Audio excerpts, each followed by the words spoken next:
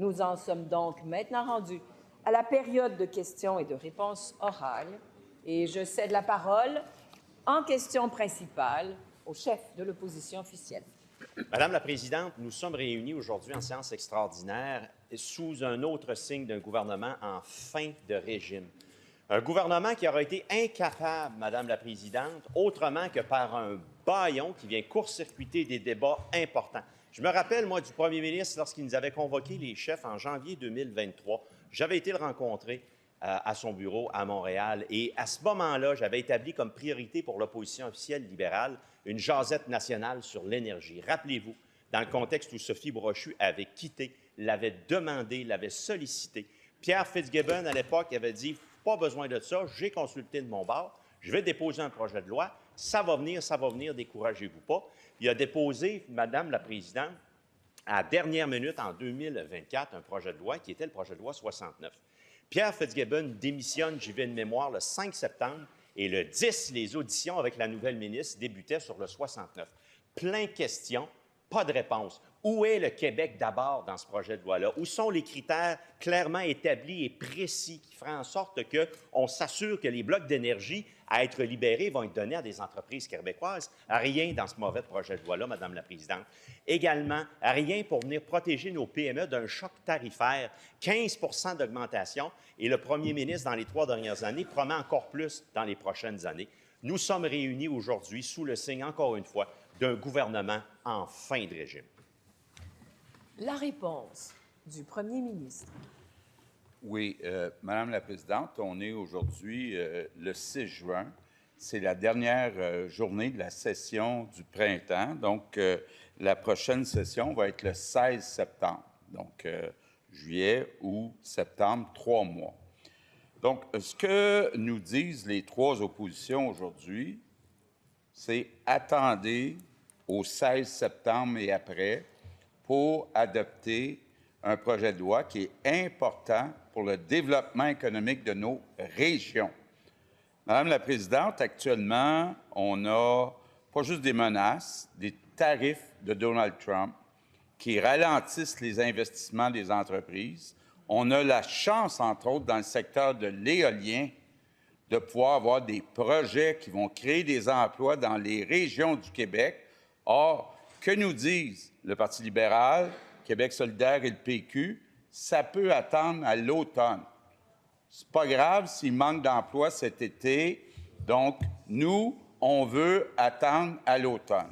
Madame la Présidente, ça fait 115 heures qu'on débat du projet de loi 69. 115 heures.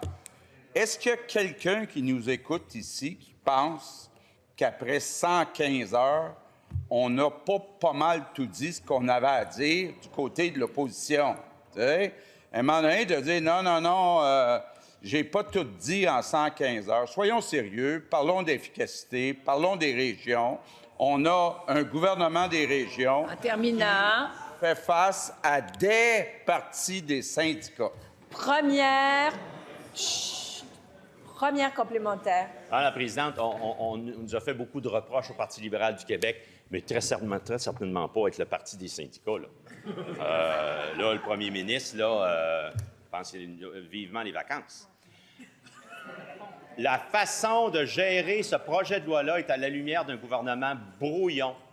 En septembre, il a perdu son ministre. Le ministre était prêt à rester pour y livrer jusqu'en décembre. Il a dit non, pardon tout de suite. La ministre ne comprenait pas, a déposé la semaine passée 50 amendements, et c'est ça. C'est un gouvernement brouillon. La réponse du premier ministre. Oui.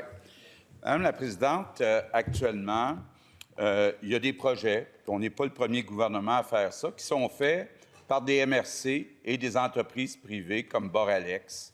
Or, le syndicat chez Hydro-Québec voudrait que tout soit fait par des employés d'Hydro-Québec. Donc, Madame la Présidente, on a un parti pragmatique qui est pour le développement des régions, c'est la CAQ. Puis on a 3 partis qui défendent le syndicat d'Hydro-Québec. Bon, on a en plus le Parti québécois qui fait du marchandage avec la présidente de la FTQ.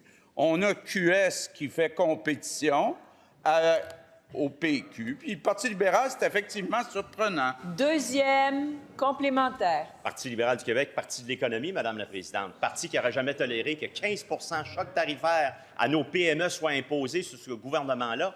Et le premier ministre, avec ce projet de loi-là, leur promet pour les prochaines années d'ajouter encore au fardeau des PME.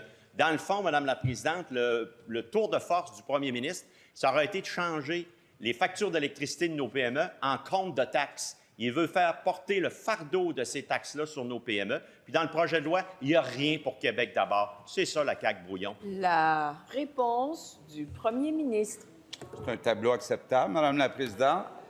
Regardez, ici, on a les libéraux, la croissance du PIB par habitant, de la productivité. Le Québec, bon dernier sous les libéraux. Depuis que la CAQ est là, le Québec bat le reste du Canada et l'Ontario. Donc, est-ce que quelqu'un au Québec pense que le Parti libéral, c'est le parti de l'économie? Ben non, on était dernier dans le temps des libéraux. Et troisième complémentaire. Madame la Présidente, ça sent réellement la fin de régime. Honnêtement, là. Quand on voit le premier ministre dire que l'économie va bien au Québec, puis qu'il parlait plutôt des finances publiques, voyons donc, ils l'ont échappé sur toute la ligne.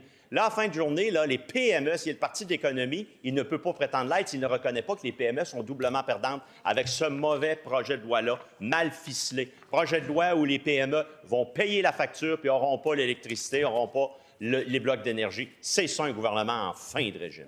La réponse du premier ministre. Madame la Présidente, si le projet de loi n'est pas adopté, les tarifs pour les Québécois résidentiels vont augmenter de 3,6 C'est ça qui est supporté par les trois partis d'opposition. Nous, on dit dans le projet de loi 69, le gouvernement va limiter ça à 3 Donc, on a des partis qui veulent augmenter les tarifs de 3,6 pour le résidentiel. Nous, on dit que 3 c'est suffisant. On va laisser les Québécois juger.